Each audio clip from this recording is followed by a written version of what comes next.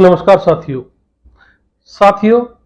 संसद भवन के अंदर दक्षिणी दिल्ली के सांसद रमेश विधुड़ी के द्वारा अमरोहा के बहुजन समाजवादी पार्टी के सांसद कुंवर दानिश अली के ऊपर जो अभद्र टिप्पणी की गई, जो अभद्र भाषा का इस्तेमाल किया गया, उसके बाद मानो देश की राजनीति में एक बार फिर एक भूकंप के झटके महसूस होने लगे।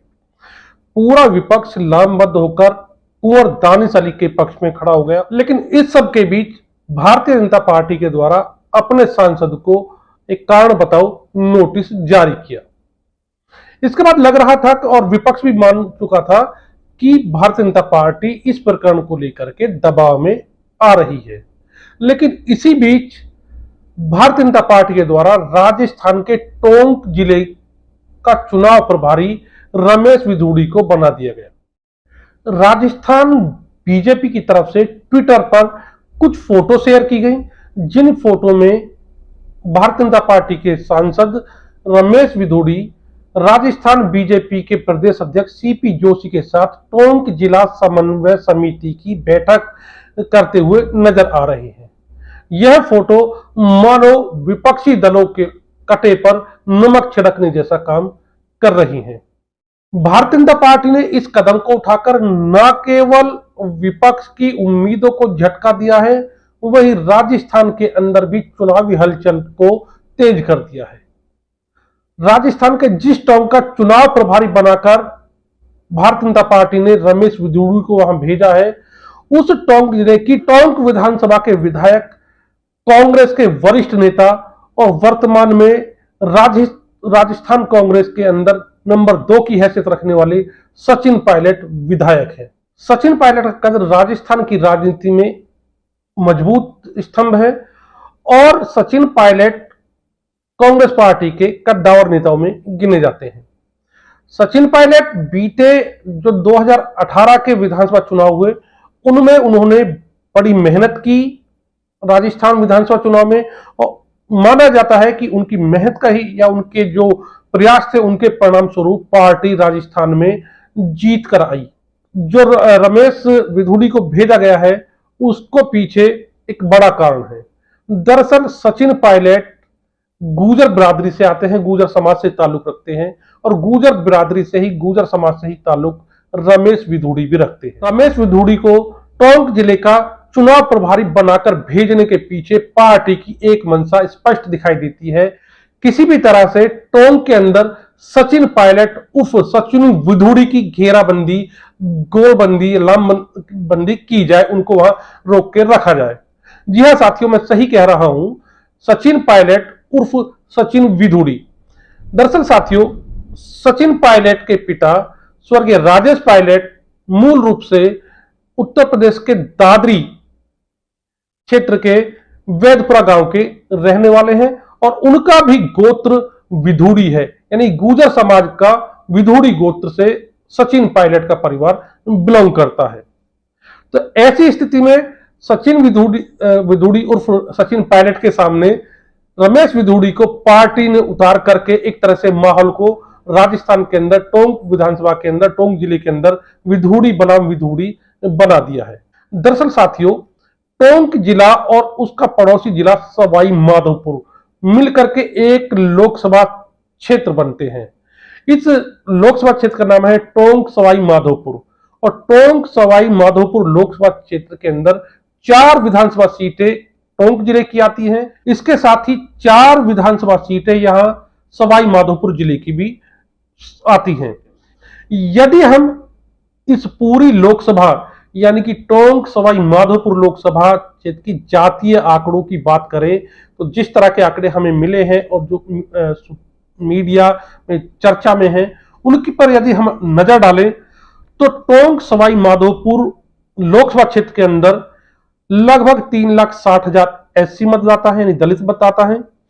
इसके बाद सबसे ज्यादा अच्छी खासी मतदाता जो है वो है गुर्जर बिरादरी से और इनकी संख्या 2,60,000 से ऊपर है। साथियों, यही कारण है कि टोंक का चुनाव प्रभारी बना करके रमेश विधुड़ी को भेजा है।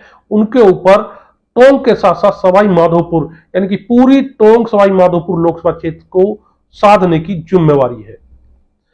तीसरे नंबर पर आते हैं मुस्लिम, लगभग 2 लाख मतदाता हैं टोंक सवाई माधोपुर लोकसभा क्षेत्र में।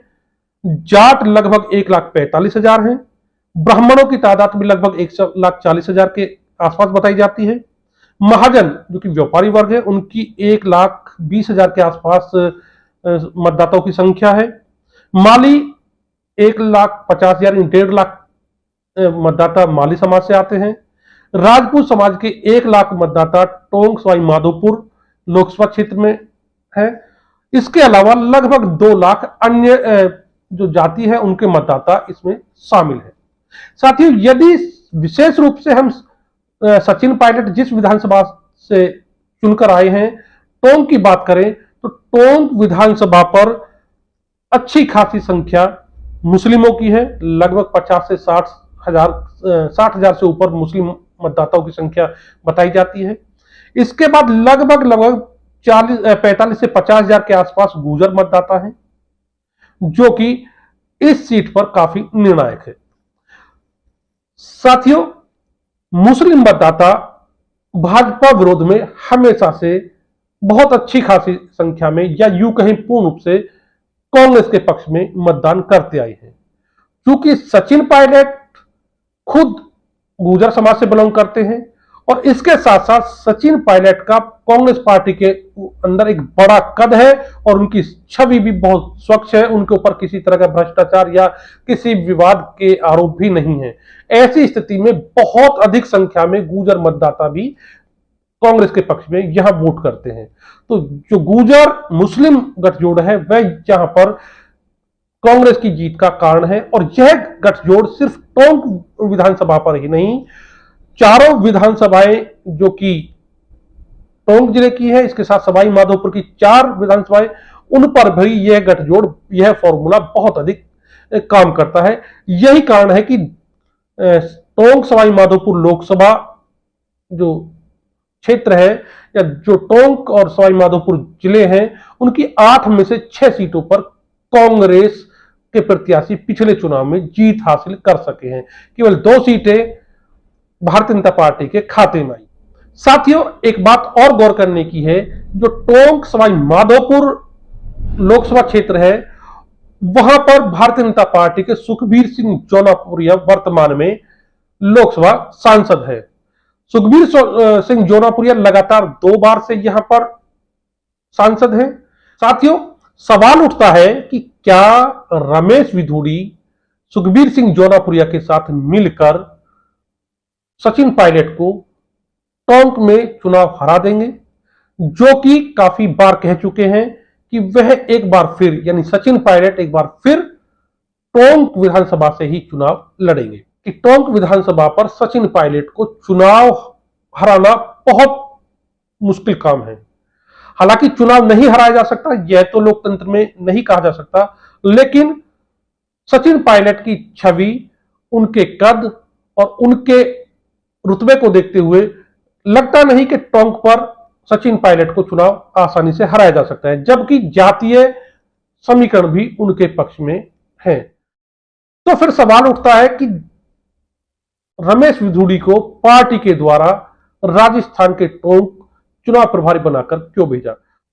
दरअसल साथियों, जो जानकारी मिल रही है उसके अनुसार राजस्थान के अंदर जाटों का एक धड़ा भारतीय जनता पार्टी से नाराज है। भारतीय जनता पार्टी के नीति निर्धारक या जो शीर्ष नेतृत्व वह भी इस बात को भली भांति जानता है। उन्हें इस बात का आभास है कि जाटों की जो नाराजगी है, जो एक धड़ा नाराज है, उससे भारतीय जनता पार्टी को नुकसान हो सकता है। ऐसी स्थिति में पार्टी चुनाव से पूर्व ही उस डैमेज को कंट्रोल करने की तैयारी में जुट गई है। पार्टी जाटों की नाराजगी से यदि किसी तरह के डैमेज होता है तो उसे कंट्रोल करने के लिए गुर्जरों से काउंटर करना चाहती है, यानी कि उस नुकसान की भरपाई गुर्जर मतदाताओं से करना चाहती है।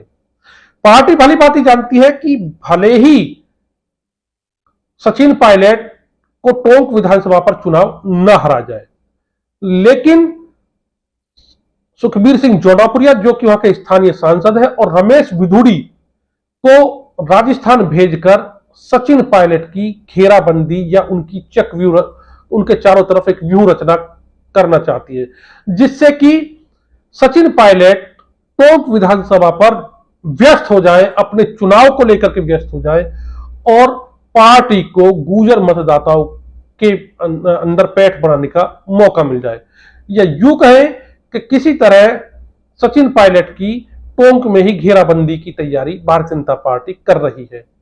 साथ ही हम पहले बता चुके हैं कि राजस्थान के अंदर सचिन पायलट की छवि एक स्वच्छ छवि है और उनके पिताजी जो राजेश पायलट, स्वर्गीय राजेश पायलट हैं, जो कांग्रेस के कद्दावर नेता रहे हैं, उनकी छवि भी एक साफ छवि के नेता की रही है। उनकी जो छवि है बहुत अच्छी रही है, लोग उनको काफी सम्मान राजस्थान के अंदर देते हैं। उसका लाभ भी सचिन पायलट को मिलता है। और जब कांग्रेस के अंदर हाल ही में मुख्यमंत्री पद को लेकर और प्रदेश अध्यक्ष पद को लेकर के काफी रस्साकसी और खींचतान हुई, जो गुटबाजी हुई, उस गुटबाजी के बाद भले ही विधायकों का नंबर सचिन पायलट के पक्ष में कम रहा हो, लेकिन गुर्जर मतदाताओं के बीच सचिन की पकड़ बरादरी के कारण बहुत मजबूत हुई है। ऐसी स्थिति में भारतीय जनता पार्टी का नेतृत्व नहीं चाहता कि चुनाव प्रचार के दौरान किसी भी तरह से सचिन पायलट के ऊपर तीखी टिप्पणी या बेतुके बयान दिए जाए, जिससे कि उनके समर्थक मतदाता या गुर्जरों के बीच एक गलत मैसेज जाए।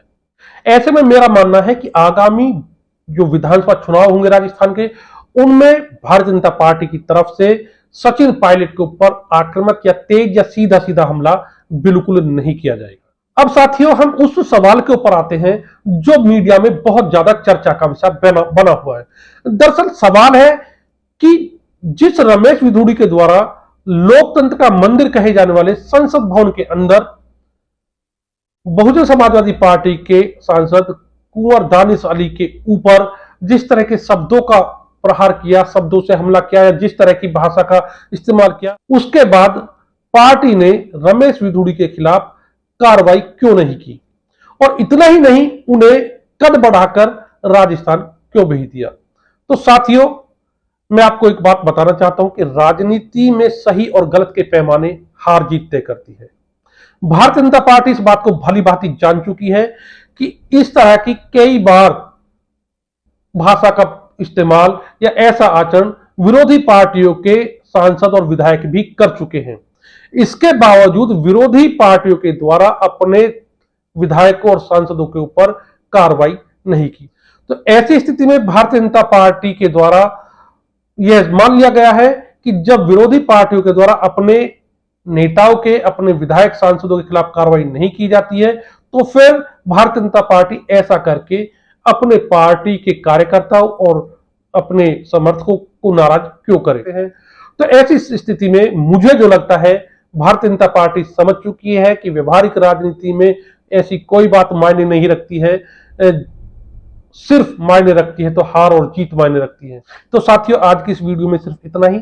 आपको हमारी वीडियो के कंटेंट्स यदि पसंद आए हो तो आप हमारी वीडियो को लाइक कीजिए। वीडियो के बारे में आपके क्या विचार हैं, कमेंट बॉक्स में लिखकर अवश्य बताइएगा। वीडियो को अपने साथियों के साथ अधिक से अधिक शेयर करें। और हाँ साथियों, आपसे अनुरोध है कि आप हमारे YouTube चैनल को सब्सक्राइब अवश्य करें। नमस्कार।